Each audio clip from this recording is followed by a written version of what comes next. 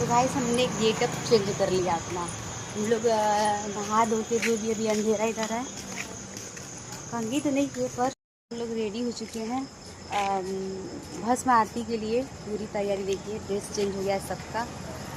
अभी यहाँ लाइट इतना नहीं है और चल रहे हैं भस्म आरती के लिए, लाइन लगा दी। और उधर ये भी कपड़ा चेंज कर रहे हैं। हम लोग गए थे धर्मशाला में, वहाँ चेंज करके आए।